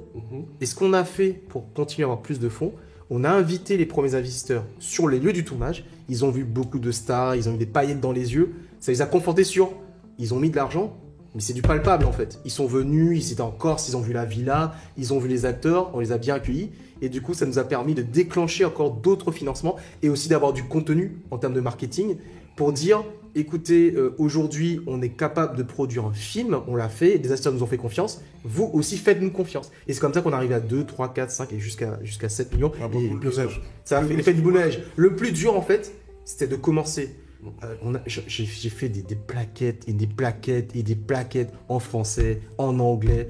J'ai refait des formules parce qu'en fait, l'histoire, c'est que quand tu vas voir des investisseurs et que toi, tu n'es pas du milieu, il faut aussi leur expliquer comment eux, ils vont gagner de l'argent parce que les investisseurs... C'était des investisseurs institutionnels ou c'était des particuliers? C'était des particuliers. Que des particuliers? Ils venaient d'où, ces gens-là? C'était des personnes, beaucoup de chefs d'entreprise, aussi des personnes qui avaient de l'argent parce que dans le réseau, parce que mon associé avait aussi un réseau de qualité, sauf que lui, à la base, c'est un scénariste, ce n'est pas encore un producteur. Il avait produit un seul film. Donc du coup, il a peu de légitimité, mais du coup, comment j'ai réussi à contrebalancer, c'est que j'ai pris un réalisateur de renom qui lui avait fait des films où il y avait plus de 2 millions d'entrées, d'accord? Donc j'ai contrebalancé le dossier. Il y a aussi une chose importante qu'il faut comprendre, c'est que quand vous avez compris l'écosystème, il y a des forces et des faiblesses, comme on parle justement des SWOT, il y a des forces et des faiblesses. Sa faiblesse, c'est qu'il avait produit qu'un seul film. Sa force, c'est que ça faisait 20 ans qu'il faisait des scénarios. Donc du coup, si je mets ces 20 ans de scénarios, sa production avec un réalisateur qui était de renom, j'ai réussi à équilibrer. Et quand j'ai fait une plaquette où j'expliquais tout ça en dehors de la question financière, ils ont vu que oui, ça fait 20 ans qu'il est dans le métier et que celui qui va réaliser le film, c'est quelqu'un qui a déjà fait plus de 2 millions d'entrées en fait. Donc ça a permis de rassurer sur le fait que malgré le fait que c'était un jeune producteur, il avait quelqu'un qui allait réaliser le film. Donc j'ai dû aussi les éduquer pour leur expliquer que c'est pas lui qui va réaliser le film. Lui, il va mettre l'argent pour expliquer comment on fait les choses. Mais celui qui va réaliser le film, c'était justement la personne de renom. Et du coup, ça a permis de mettre la confiance. Après, l'effet boule de neige a fait que justement, on a réussi à monter le financement comme ça. Mais ça a été du combat, du travail, de l'acharnement et comme tu dis, des sacrifices. Parce que pendant des mois et des mois... Tu es toujours en relation avec ces investisseurs? Oui. On voit que ça t'a passionné, ce projet. Tu as l'air d'avoir mis beaucoup de temps, beaucoup d'investissement. Tu aimerais en faire d'autres, des projets comme ça? Alors j'aimerais en faire d'autres. J'ai envie de dire oui, mais pas dans les mêmes conditions. Parce que là, du coup, je l'ai fait dans un contexte un peu particulier. Mon fils était en réanimation, il a failli mourir durant ce délai-là. Donc, à la fois, je suis très content que c'est passé, mais en même temps, j'étais dans une situation personnelle très compliquée pour moi. Et il y a aussi une chose, c'est que aujourd'hui, en fait, l'investissement dans le cinéma, c'est du coup très rentable. Mais alors moi, j'ai travaillé le produit, finalement, j'ai travaillé cette opportunité-là pour que les risques soient quasiment minimales, mais qu'il y a quand même un peu de risque et il faut être patient. C'est-à-dire que la vie d'un film au niveau commercial, faut compter 5 ans ou 10 ans. Donc l'idée, c'est que j'ai mis en place un process qui fait que normalement, tes premiers retours se font sous quasiment 18 à 24 mois. Donc il faut être patient. Si tu souhaites investir dedans et dès 12 mois avoir un retour sur investissement, c'est quasiment impossible. Après, j'ai trouvé une stratégie qui peut se permettre de le faire. Je vous l'explique très rapidement. En général, le temps de préparation d'un film, de la pré-production, ça peut durer 1 mois comme 3 mois. Donc maintenant, quand vous produisez le film, donc vous tournez, ça peut prendre 1 mois, comme ça peut prendre 6 mois. Ça dépend de la taille notamment du film que vous faites. Mais après, il y a la post-production. Ça veut dire que le film, quand vous êtes tourné, donc là, par exemple, vous avez fait pré-production 1 à 3 mois, production 3 à 6 mois, et encore la post-production c'est 1 à 3 mois, vous êtes quasiment sur 1 an en fait, c'est-à-dire que votre argent, vous l'avez déposé, mais en 1 an, le film n'est toujours pas sorti en fait, il n'a pas été complètement fini en fait. Donc après 1 an, le produit est fini, le film est sorti, là il y a plusieurs stratégies.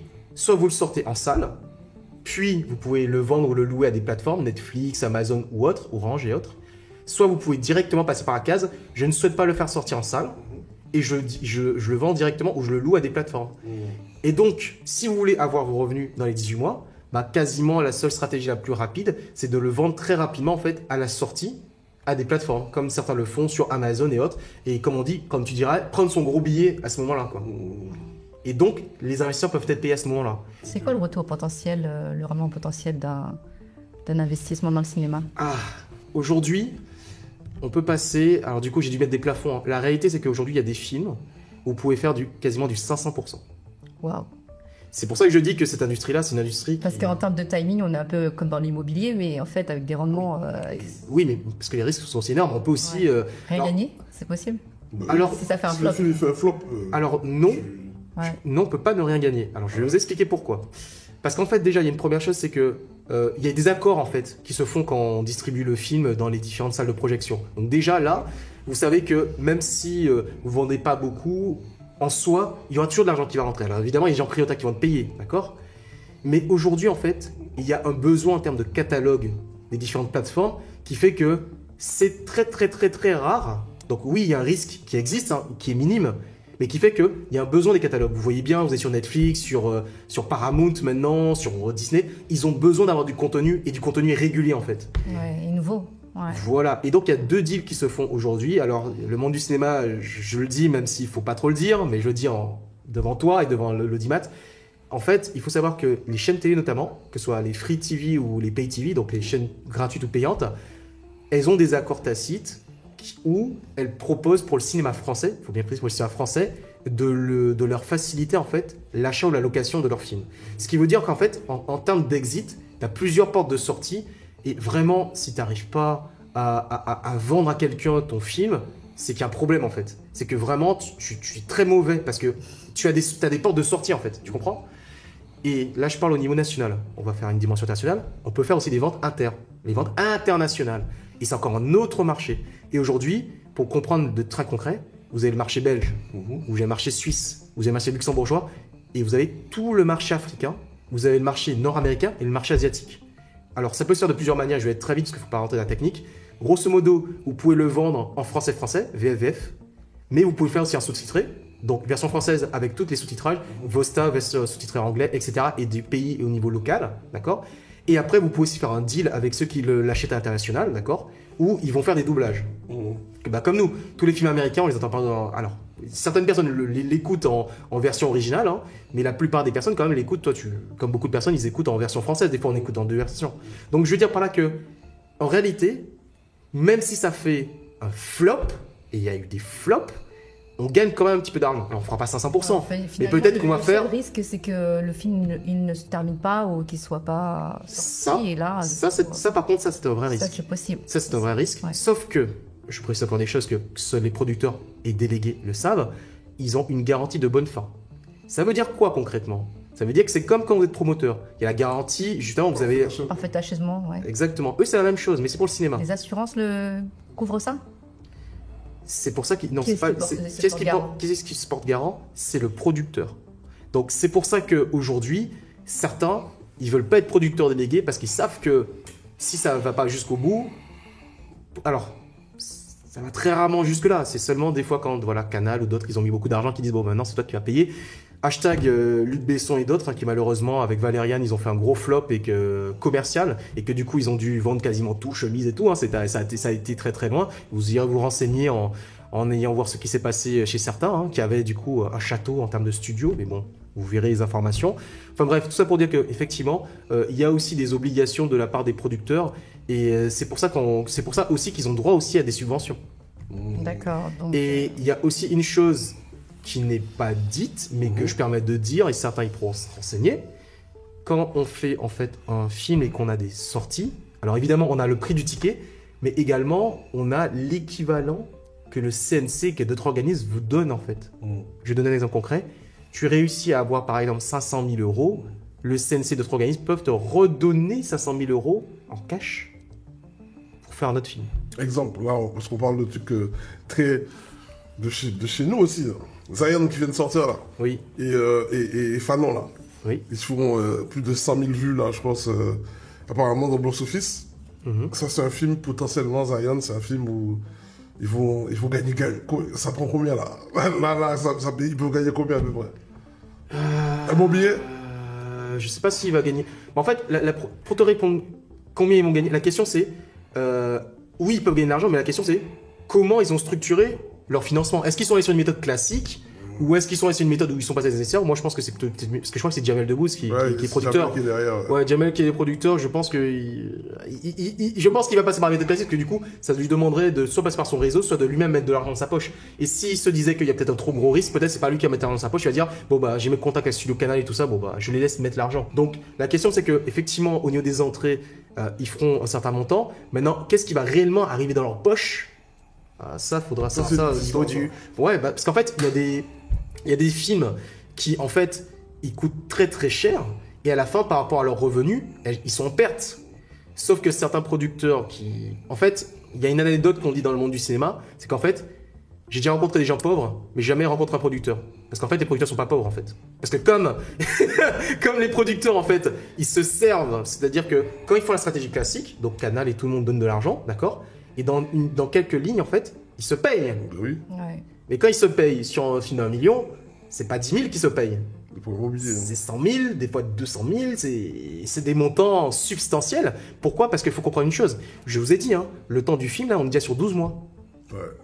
Et des fois, on peut monter sur 18 mois. Ça veut dire que eux, il faut qu'ils prévoient, comme les acteurs aussi, il faut qu'ils prévoient que potentiellement, ils sont immobilisés 1 an ou 2 ans. Et qu'ils peuvent faire que ça. Et ce qui veut dire que s'ils font que ça, ben, il faut qu'ils prévoient en fait leur train de vie pour 1 an ou 2 ans. Donc c'est aussi ce qui justifie aussi les montants importants qu'ils prennent. Mais oui, ils sont pas à plaindre. Ils sont pas à plaindre. Ils prennent l'argent en amont, mais encore faut-il avoir les contacts et le réseau pour faire ça. C'est pour ça qu'aujourd'hui, il y a beaucoup de producteurs qui recherchent des financements parce qu'ils n'ont pas le contact de Canal, le contact de Orange, le contact de TF1. C'est ça leur problématique aujourd'hui. En tout cas, moi, pourquoi je te pose cette question-là? Parce que ça m'amène maintenant à te poser cette question fatidique. Gestionnaire patrimoine, business développeur, levée de fonds. Donc du coup, ça veut dire que tu as un réseau, parce que là tu me dis que cette levée de fonds, et les investisseurs, tu les connais les investisseurs, tu as en relation avec eux. Donc, ça veut dire que tu as un peu tout le maillon de la chaîne des entreprises pour lever des fonds, pour racheter des sociétés, faire des choses. Donc tu as un peu ce melting pot là. En plus tu m'avais parlé à l'époque, je sais pas si on peut en parler en caméra, tu me dis on te voit pas. Que oui, tu étais pour parler avec une organisation qui pouvait lever jusqu'à plus de 50 millions. Oui. Voilà. Est-ce que c'est toujours en cours, pas en cours? C'est toujours en cours. Je suis en train de faire les vérifications parce que, en fait, il faut savoir que plus les montants sont importants, plus les conditions sont importantes. Et j'ai des contacts classiques, comme je t'avais parlé, de certaines banques privées et autres, où on peut faire ce type de montage-là. Et moi, j'essaie de trouver une solution, notamment parce que quand, justement, ça nous amène à notre rencontre. La problématique que moi j'avais, c'était que à chaque fois que je trouvais des investisseurs, dès que ça allait sur la localisation ultramarine, c'était un non. On ne regarde pas le projet, on regardait la localisation. Guadeloupe, Martinique, Guyane, Réunion, c'est non en fait. Même la Corse, c'est compliqué. Donc je veux dire par là que j'ai toujours voulu faire avancer les choses dans la communauté. Et le problème qui se passe, c'est que moi, en fait, ceux qui ont l'argent, ils me disent projet dans ces zones-là, c'est non. Et quand justement on a échangé toi et moi et que je te disais justement je dois trouver des solutions, d'ailleurs tu m'as parlé d'un groupe, je sais pas si tu vas faire la pub d'eux ou pas, mais en tout cas d'un groupe financier qui justement est là pour aider la communauté caribéenne pour faire des projets. Groupe financier, rappelle-moi le nom. Avec Joanne. Oui, bon après c'est leur spécialité, hein. C'est leur spécialité, hein. C'est leur spécialité, c'est de faire ça. Mais ils vont toujours te demander, ils vont toujours regarder si tu as un track record. Oui, non, mais ce que je dis pas, c'est que eux, ils regardent pas les investisseurs et les banques que j'étais allé voir ou les fonds d'investissement, ils regardaient même pas ça. Ils voyaient la localisation et le dossier c'était poubelle en fait. Ils analysaient pas le projet. Ils disaient cette localisation, c'est dans les dom-toms. Nous, on ne fait pas les dom-toms en fait. Et pourquoi? On sait pourquoi est-ce qu'ils refusent? Pourquoi? Ouais. Parce que déjà, c'est des choses qu'on peut pas dire, mais en tout cas, il y a des personnes qui ont la main mise sur l'économie sur place, qui ont fait en sorte que, et tu pourras demander à des contacts de banquiers, qu'il y a une chose qui est véridique, c'est qu'on octroie plus facilement des prêts conso ça c'est sûr. dans nos zones que des prêts IMO, et même des prêts professionnels pour les entreprises. C'est vrai, ouais. Pourquoi? Parce que du coup, si on veut faire qu'il y ait une certaine partie de la population qui garde la partie économique du territoire, c'est très simple. Tu ne finances pas ceux qui font des projets entrepreneuriaux. Comme tu sais que au cœur même de la racine, d'ailleurs, il y avait une banque qui s'appelait Banque des Antilles françaises. On sait très bien qui était propriétaire de cette banque-là. Donc je veux dire par là que moi je suis ni contre ni pour les personnes. Je fais juste des constats. Je fais des constats qu'effectivement, d'ailleurs, on a bien constaté que, d'ailleurs, j'aime bien écouter les auditions au Sénat, qu'il y a un certain groupe qui est auditionné il n'y a pas très longtemps en disant pourquoi vous n'avez pas publié vos comptes consolidés où on parle de milliards d'euros. Et ils ont dit oui, mais vous savez, c'est une pratique qui est courante. Oui, mais ça fait des années qu'on leur demande d'avoir une petite visibilité parce que c'est comme eux qui ont quasiment le monopole partout. Et il y a des députés, des sénateurs qui se sont un peu insurgés en disant quand même, vous êtes quand même un acteur économique majeur de ces zones-là, pourquoi vous n'êtes pas transparent? Tout ça pour dire quoi? Pour dire qu'aujourd'hui, en fait, il y a eu justement des barrages qui ont été mis là où ça fait mal. Parce que demain, toi, tu veux faire un projet, si tu es bloqué dans le financement, mais tu fais rien. C'est pour ça que quand je t'ai rencontré, tu m'as dit, moi j'ai des solutions sur cette question de financement. Moi je t'ai dit, écoute, franchement, J'ai dit, je galère quoi. À chaque fois que je présente, on me dit non, c'est en Guadeloupe, non, c'est en Martinique. Et toi, justement, tu es venu avec certains justement, organismes qui, eux, sont prêts à nous suivre sur les projets. Et c'est comme ça que j'ai dit, on peut y aller justement. Je te dirais, hein, t'as vu, hein, je te donne des trucs, ils nous ont dit, il faut juste présenter un truc et c'est parti, tu vois. Donc, voilà. Mais du coup, pour ce projet-là, c'est ça, le projet que tu m'as dit de 50 millions là, c'est quoi qui manque? Juste ce qui manque, c'est que on est sur du financement à l'international sur ce projet-là. Et aujourd'hui, il y a des instruments où ça demande plusieurs interactions avec des organismes financiers qui fait que c'est très délicat. Voilà. C'est très délicat à mettre en place et c'est pour ça que c'est compliqué. Et c'est pour ça que ça dure depuis des mois. Là, on est sur une finalisation. Voilà, je touche du bois. Quand ça sera fait, je te dirai c'est bon, c'est fait et je pourrai dupliquer. Parce que du coup, si on passe par une voie classique pour les demandes de ces montants-là, en fait, aujourd'hui, il nous faut, comme des banques classiques, il nous faut du 10 ou du 20% d'apport. Et ils demandent en plus des cautions. Tu as un peu des cautions sur 50 millions tu vois un peu le truc. Donc, c'est-à-dire que j'essaie de trouver des solutions pour faciliter pour nous l'obtention de financements importants. Okay. Et j'ai comme objectif, et ça, c'est ce qu'on avait discuté, mais ça, on peut le dire officiellement, c'est que avec Will, qu'on a un peu discuté, dans des prochaines étapes, dans les prochaines années, peut-être de créer un fonds d'investissement, un véhicule qui permettrait justement de pouvoir répondre au financement pour la communauté. C'est ce qu'on avait discuté il y a parce que c'est dans longtemps. Ah, c'est dans longtemps. C'est dans longtemps. Mais ok. Mais qu'est-ce que j'allais dire d'autre? Là, on a parlé de notre rencontre. Comment on s'est rencontrés. La rencontre, c'était justement sur le fait que je te parlais de ce que je faisais au niveau des levées de fonds et du coup, tu m'as dit qu'on pouvait faire une connexion. Et c'est comme ça que là, on peut parler justement de ce qu'on a créé ensemble aujourd'hui et ce qu'on a fait. Donc aujourd'hui, effectivement, qu'on a échangé sur nos visions entrepreneuriales, on a vu que ça matchait et on s'est dit, aujourd'hui, toi, tu as de l'expertise en immobilier, tu as de l'expertise dans le business en général, aujourd'hui, dans les affaires. Moi, c'est plus sur la partie financière et notamment levée de fonds, comme tu disais. Et donc, on a dit qu'il y a une problématique au niveau des Antilles, on peut trouver certaines solutions. Et on a décidé de s'associer dans une structure ensemble pour justement accompagner. Et aujourd'hui, c'est du succès, quoi. C'est-à-dire qu'on a réussi à accompagner plusieurs porteurs de projets. Il y a un porteur de projet sur des deals. Il y avait aujourd'hui effectivement un porteur de projet qui venait, il demandait justement à pouvoir l'accompagner sur le financement d'un bateau. Grâce à ce qu'on a mis en place, toi et moi, on a réussi à lui faire acheter son bateau. Donc aujourd'hui, on peut dire que ce porteur de projet-là, grâce à nous, il a son bateau et il a commencé à faire son activité en Guadeloupe. Et aussi, grâce à ça, il y a des personnes qui ont pu investir sur son projet et qui vont avoir un retour sur investissement aussi. Ça donne les deux sens. Donc, ça, c'est pas mal. C'est pas mal. Et c'est pas le seul, parce qu'il y a eu trois autres choses deux autres qu'on a réalisées, mais c'est ok. C'est ok, c'est en devenir, donc c'est cool. On espère des projets, le début de beaucoup d'autres projets en fait. Ouais. En tout cas. Ouais, clairement.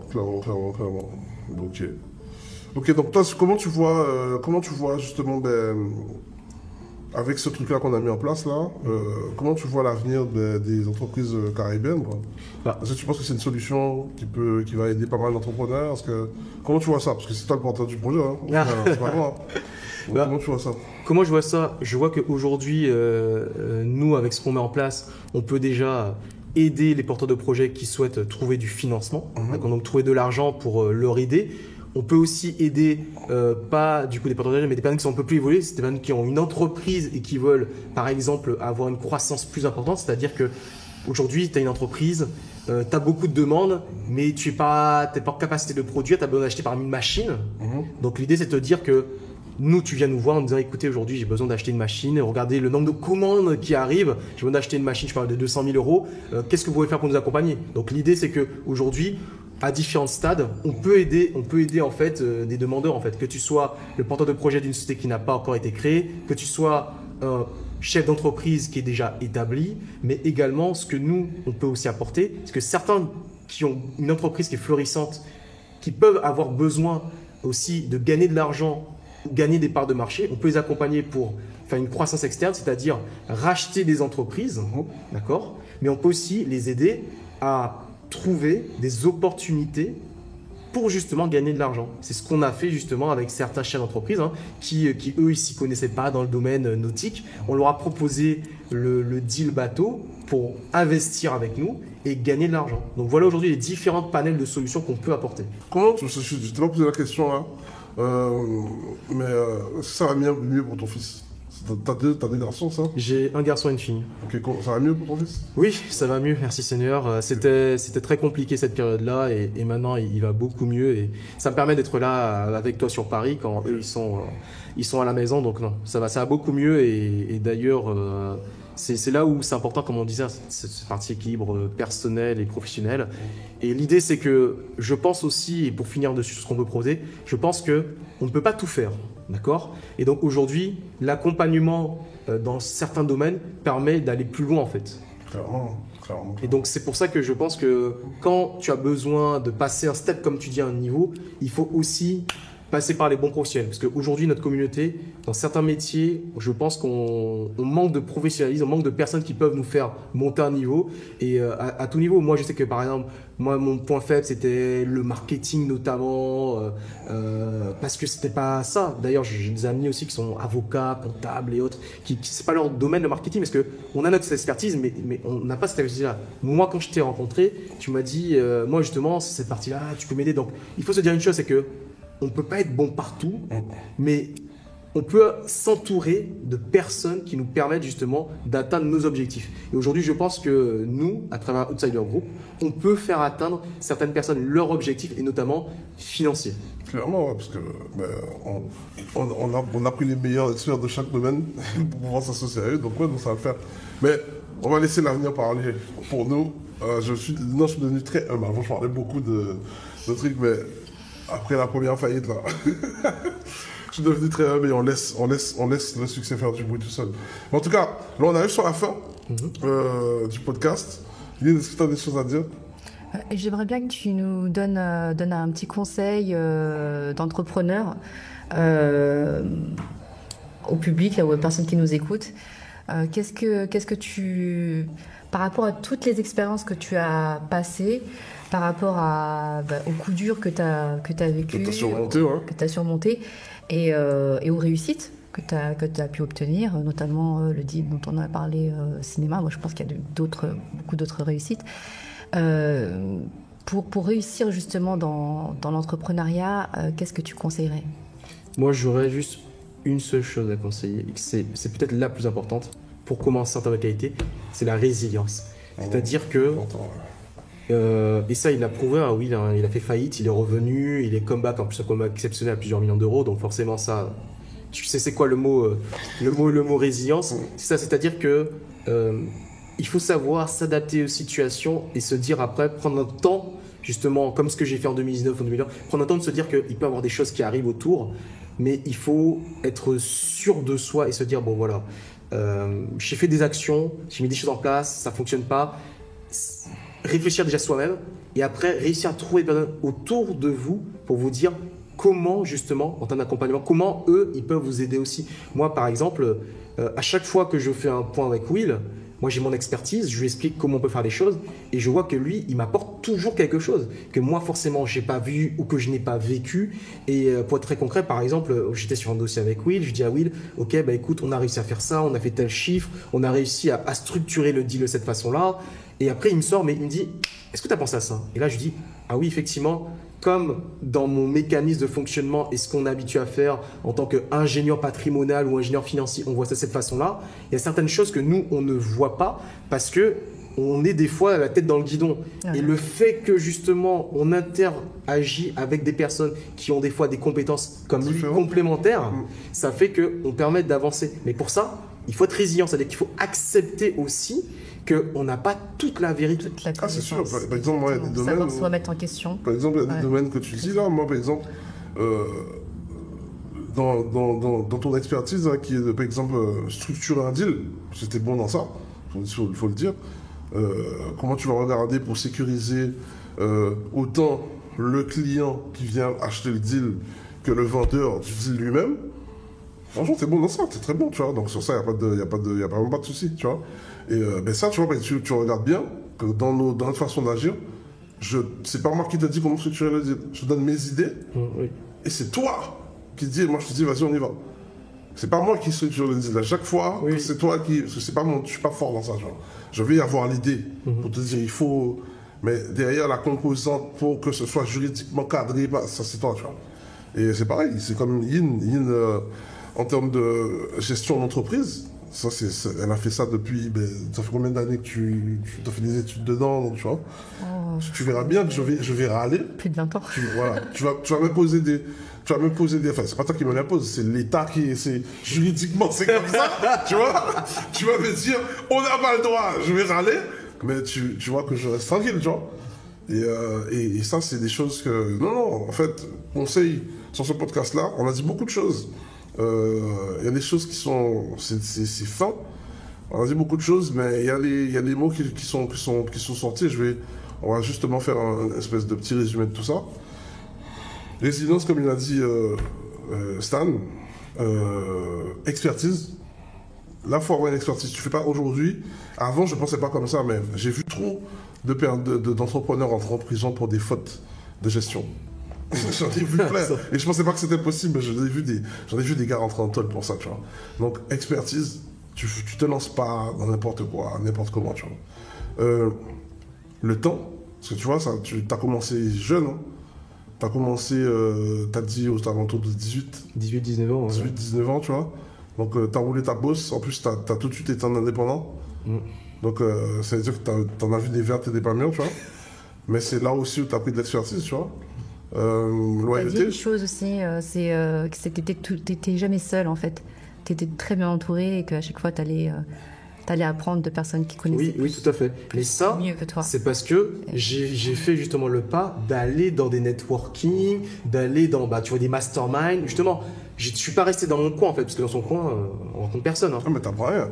Et c'est là que d'ailleurs je trouve intéressant ce que tu fais avec des masterminds. Ça permet justement de faire des rencontres, que ce soit avec moi, que ce soit avec d'autres intervenants. Et ça, pour s'entourer, il faut faire des rencontres, il faut sortir de sa zone de confort. En fait, et ça je veux le dire. J'ai fait mon premier mastermind. D'ailleurs, moi je suis content, je suis reconnaissant d'avoir une femme qui me comprend dans ma folie. Non, je le dis. Pas toujours, mais on essaye. C'est important parce que tu sais, il n'y a pas pire que d'être frustré de ne pas faire ce que tu veux faire. Toi, tu es dans ta maison, tu es là, mais tu as une femme qui est tellement dans le truc, pas prise de risque, tout ça. Ben, frère, prudente. C'est chaud. Non, mais ça, c'est plus de la prudence, ça. C'est une maladie. T'imagines, t'es là, t'es avec ton petit CDI, tout ça, ta vie, elle est gnangnan. Moi, j'aurais pas pu, frère. Non, j'aurais pas pu, frère. Et tu vois, ça, c'est déjà... Donc, quand j'ai pris le pas, parce que moi, j'ai eu ce truc où je me retrouvais plus dans le salariat. Et j'ai pas fait la petite porte, tu vois, j'ai été dans un mastermind. Mastermind, le prix du truc, c'était 20 000 balles, frère. 20 000 balles, c'est des montants que j'ai jamais eu. 20 000 balles, fallait dans un mastermind. Je dis, bon, faut y aller. Au début, elle a dit, OK. 20 000 à sortir de ta poche. C'est vrai que dans l'esprit français, faut que le CPF finance. Ah ouais, 20 000 à sortir. T'as bien fait de me préciser. 20 000 euros à sortir de ma poche. Et moi, comme je suis un très bon... je suis quelqu'un qui prévoit très longtemps à l'avance. Mais c'était à sortir 20 000 pour partir dans 2 jours. Pour partir dans 2 jours à Lisbonne. Tu te rappelles ou pas? Oui, très bien. Tu te rappelles ou pas? Et elle a dit, OK, vas-y, on y va, on cherche, bam, bam, boum. Donc on a fait ça, elle a géré le truc, bam, bim, je vais. Et je suis arrivé dans ce mastermind-là. C'est là où j'ai vu le gratin de l'entrepreneuriat, de l'infoprenariat français. Je comprenais rien, les gars. J'étais à l'ouest de tout ce qu'ils disaient. Parce que moi, je sors d'un métier. Moi, je suis dans le BTP, frère. Moi, je sors du BTP. Moi, BTP, c'est quoi? Je vais analyser ton chantier. Je regarde, on prend les métriques, tu vois. Il n'y a pas d'automatisation, Internet, tu sais, c'est pas ça. J'arrive, le mec, il me parle de page de vente, de ROI, de taux de conversion, de funnel, Je comprenais rien. J'avais mal à la tête. 3 jours, ma tête, elle me fait mal. Mais les gars te sortent des chiffres de ouf. Il te dit, ouais, CA, il est tout seul dans sa boîte, 500 000 € l'année. Un autre, il te dit, ouais, il est tout seul dans sa boîte, là, il a fait 3 millions. Je dis, mais non, c'est une blague. Il y en a d'autres qui te disent que oui, ils ont fait 100 000 € en 3 mois en vendant des e-books, sur Internet. Je dis, c'est quoi ça, e-book? Ils me disent, oui, c'est des petits livres comme ça, là, en PDF et tout ça. Moi, j'étais dans un autre monde, frère. Et les gars, ils vivent à l'étranger, tout ça. Par contre, c'est des charbonneurs, tu vois. Je dis, non. Et là, je rentre. Là, quand j'ai vu ça, moi, ma tête est là. C'est là où j'ai sourcé. J'avais déjà le premier chiffre de l'immobilier. Quand j'ai eu ça, là, j'ai eu le chiffre de l'entrepreneuriat. Je dis, non, c'est pas possible. Il y a des gars. Ils travaillent pour personne. Ils travaillent pour eux. Et ils font des salaires. Ils ne courent pas après les gens pour pouvoir avoir leur paye. Je dis, non. Et ça, c'est grâce à Internet. Je dis, wallah billahi. Je dis, non. Je dis, non, il faut que je comprenne. Ça m'a mis 7 ans. Ça m'a mis 7 ans pour comprendre, pour commencer à faire des posts précédents. J'ai commencé à faire des vidéos YouTube. Un peu moins, je pense, mais oui, ça nous a mis du temps. Ah, ça a mis du temps. Peut-être 5 bonnes années. Ah oui, donc, là, ce que j'ai envie de faire passer comme message aux gens, arrêtez d'utiliser ce mot pour vous faire croire que vous avez raison. Le mot arnaque, là, c'est un mot pour te protéger. J'aurais pu dire que c'était de l'arnaque. Et là, je le dis. C'est pas de l'arnaque. Mais en vrai, j'aurais jamais pu faire une remontada après la faillite. Je travaille moins dur, moins physiquement, pour faire plus de serre, plus de marge. Donc, la moralité de l'histoire, les amis, formez-vous, n'ayez pas peur. Quand c'est difficile, c'est que c'est bon. Ah oui, quand c'est difficile, c'est que c'est bon. Si c'est trop facile, c'est qu'il y a un truc qui ne va pas. Avoir une expertise, savoir s'entourer, ça c'est ce que tu as sorti. Mais l'obsession aussi, je dirais, parce que tu aurais pu changer de chemin plusieurs fois. Persévérance, la persévérance. Quand tu veux le faire, tu peux toujours trouver des palliatifs pour t'arrêter un peu en chemin, mais tu sais que tu veux y aller en fait. Ouais, ça c'est vrai ce que tu dis. Donc ouais, la persévérance, obsession. Et je pense que la formule miracle que les gens recherchent, c'est pas une formule miracle, mais en tout cas il faut avoir ces ingrédients là-dedans. Et ils verront que c'est pas facile. Donc les amis, c'était Stan. Donc Stan, vous allez voir son visage de plus en plus souvent. Parce que c'est lui qui représente Outsider Conseil. C'est la boîte qui va vous aider à racheter des boîtes. Et ouais, j'ai fait des rimes. La boîte qui va vous aider à racheter des boîtes, c'est lui qui organise les clubs deals au sein de la communauté. Et vous le verrez souvent. Parce qu'il fait du sacré taf. Et c'est un de nos associés et ça fait partie d'une de nos filiales. Merci beaucoup, Stan. Donc voilà. À très bientôt. Merci beaucoup à vous. À très bientôt. Yes. Bye bye. Ciao.